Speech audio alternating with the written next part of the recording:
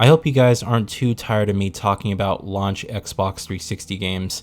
I have one more video to do on these that I will get uploaded in the next month or two, but honestly, what discussing all of these games kind of brought light to me was that 360 just had one of the best launch lineups in history.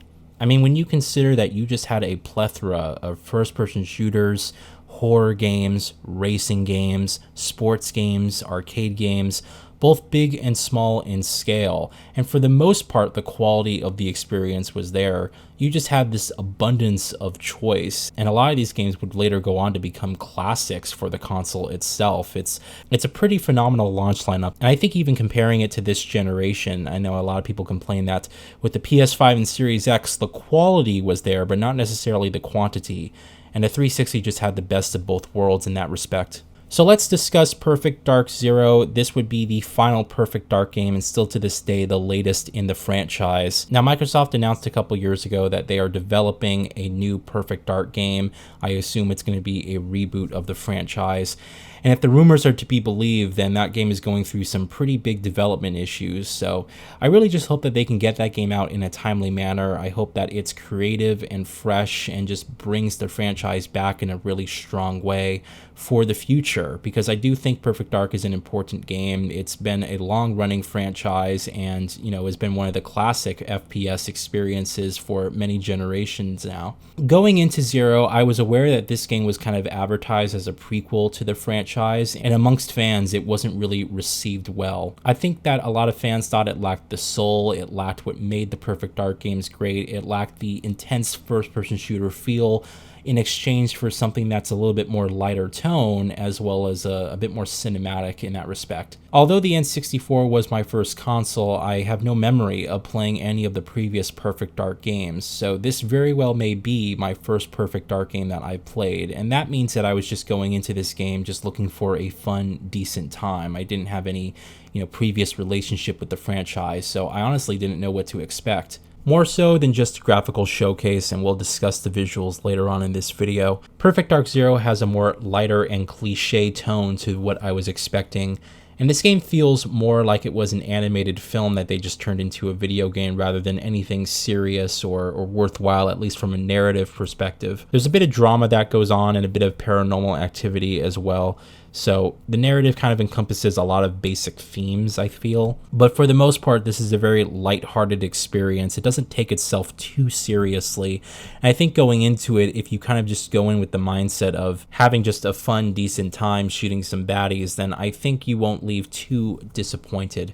This game actually also has some challenge as well. In fact, the whole FPS experience was a bit surprising to me because coming from Rare, and I think this is where a lot of people had issues with the core game, it's a much slower, much less engaging FPS experience than what I was typically expecting. There's a couple things in here that I actually really like. You'll see me as I'm shooting the bad guys that plates of their body armor just come flying off of them as the bullets hit them, and I think that actually goes a long way in kind of making the bullets and the inertia of the gunplay just feeling very connected to the actual world. It's honestly one of the first things I've noticed when I was playing this game, and I haven't even noticed previous games do this since. Usually the armor or the apparel that the characters are wearing are pretty static, but in this game you can actually shoot off plates of armor and they come sparking off. There's just bits and pieces that come flying off, so I feel it just adds that little bit of extra weight to the gunplay that if this game lacked that entirely, it just wouldn't feel as powerful. But the whole pacing of the game is a lot slower to what I was used to, and actually this game has some pretty difficult parts later on in the experience.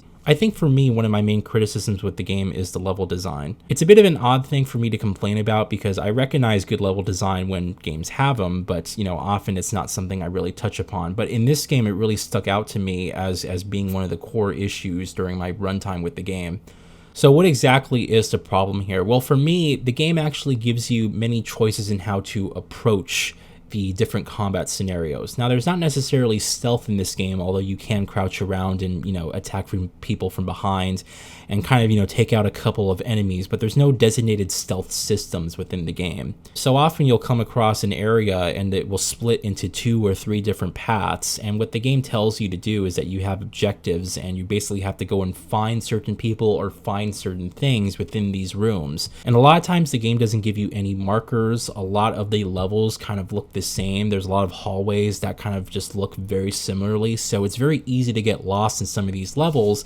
And because of how dense the environments are, I mean, during this jungle level, it's kind of hard to see people in the distance, and so this just means that you can kind of take on damage and not really know where enemies are located. So although visually these levels are very interesting, and I like the way that they all look, I think graphically they did a good job realizing the art, and it makes each level feel as unique and fresh as the prior. It's just that playing through this game, they feel more like mazes than actual logically designed levels, and it's easy to get lost, it's easy to not tell where you're going. Sometimes you'll go in one direction, you'll realize that you were backtracking to the beginning of the level, you have to turn around and do something else. It's not always clear what you have to interact with, so I just feel like they could have done a better job in terms of just placing markers in the level. You know, this is something that just with modern game design, it probably would have been taken care of, but with this game, they just decided to go with a very, non-hand-holding approach to gameplay, which again might be actually attractive to a lot of you, but I just don't think it meshes together as well as necessarily what they were envisioning or hoping for. Now, yes, let's talk about the graphics now. You're seeing this game. This was released in 2005. It looks fucking phenomenal. This game is beautiful to look at. And on Xbox One X as well as Series X, you do get an upgraded 4K resolution, which just allows the artwork to just be displayed with all of its beauty and crisp detail. I love the lighting in this game. It just has a very cinematic look. There's light shafts just piercing through the environments at all times. Really good specular highlights as well. I think still to this day, when you consider all the games on 360, it's got a very unique look to it that just really makes a very striking presentation. I really think this game looks fantastic, especially with the 4K resolution. It just takes care of all the aliasing and image quality concerns.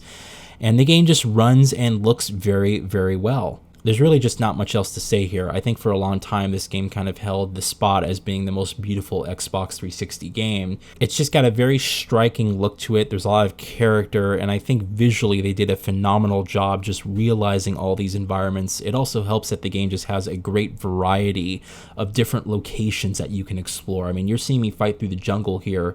There's full-on snow levels, there's urban levels, more futuristic levels. You're fighting on top of buildings and scaffolding and stuff like that. There's a lot of variety in terms of the locations that you'll visit, and the graphics just equally impress you no matter where you go. Now, narratively speaking, I've mentioned before that Zero is a prequel to the franchise. They introduced some characters here, and, Joanna Dark is kind of fighting alongside her father in this organization to kind of save mankind against finding this supernatural power that would allow them control of the entire world. It's a pretty cliche plot, and I think it's the most forgettable experience with this game, quite honestly. There's some drama that unfolds and some twists and turns, but honestly, I was least invested in the narrative as far as this game goes, and for me, I was kind of just looking forward to being in the next area, experiencing what the graphics would look like in the next section. So I think as far as the story goes, it's definitely one of the weaker elements to this game. It's rather forgettable, if I'm being quite honest. I think there's a lot of stylistic elements in here that kind of give this game its own identity. It definitely likes to play with a more cinematic feel. There's a lot of third-person transitions to doing things. So if you interact with objects, it transitions to a third-person character. You take cover. There's a third-person, cover system with the game.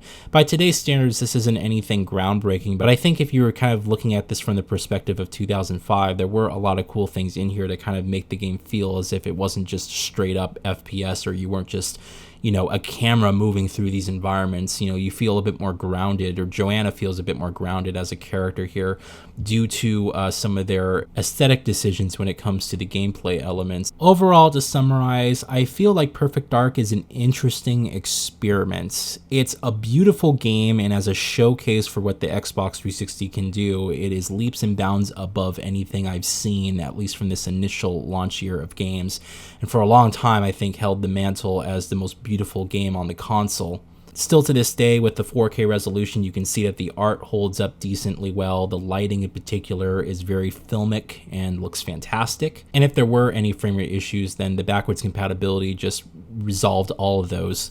However, I don't think this game is particularly as transformative or memorable as really what it should have been, and I can understand from that perspective at least that for pre-existing fans of the Perfect Dark franchise who were really hoping that this was going to be the start of a resurrection for this game, in a way it ended up killing the franchise for many, many years. And I'm sitting here really hopeful that, at least from what we were shown initially from the reveal trailer of Perfect Dark on, well, the upcoming Perfect Dark game on Series X, I'm just really, really hopeful that they nail that one out of the park with gorgeous visuals, a really fast-paced and energetic first-person shooter experience, and just something that really captures the imaginations that the original games had and just takes the franchise and gives it a place in modern gaming today.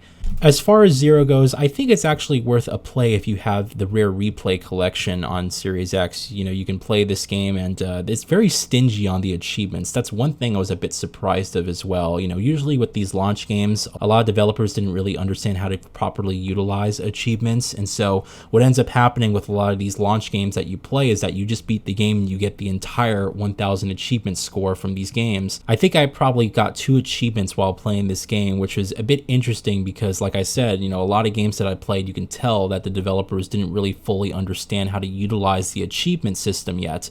And so you just kind of end up earning the full 1000 achievement point score just from completing the game on normal difficulty. You know, I think if you went in kind of understanding that this is a more lighthearted tone experience, not taking itself too seriously, not being invested in a narrative, but just kind of going in as a nice popcorn flick experience, you know, this game won't necessarily disappoint you. But although it has personality and it has this really cool visual aesthetic, I just don't necessarily think there's much here that makes itself particularly memorable. And again, keeping with the mindset that this was 2005, you're wowed by the graphics, but you probably played more interesting games from the PlayStation 2 and original Xbox than this particular one. So Perfect Dark Zero is an interesting adventure. It's definitely not my favorite game from the 360 launch lineup, but it is the most beautiful. And thanks to the increased resolution, you can play this game with gorgeous image quality, and I think it holds up decently well. Like I said, there are some really difficult moments, and this game does have some issues when it comes to the level design, but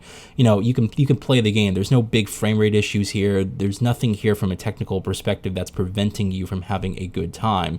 It's just got some design decisions that I think aren't quite as balanced as some other games that released around this time. So there you have it. That is my look back on Perfect Dark Zero. Here's hoping that the new reboot of the franchise does come out eventually and that it is everything that we're hoping for and really just creates this really fresh, cool first-person shooter experience. I really do hope that they nail that one out of the gate because that one is really potentially exciting to me. And I would like to go back and play the original Perfect Dark after this, quite honestly, which I know you can do via the Rare Replay on Series X. So that might actually be a reminiscing video in the future we'll look at. Hope you guys have a fantastic day. Let me know if you played this one when it came out, and we will talk later. Thank you very much.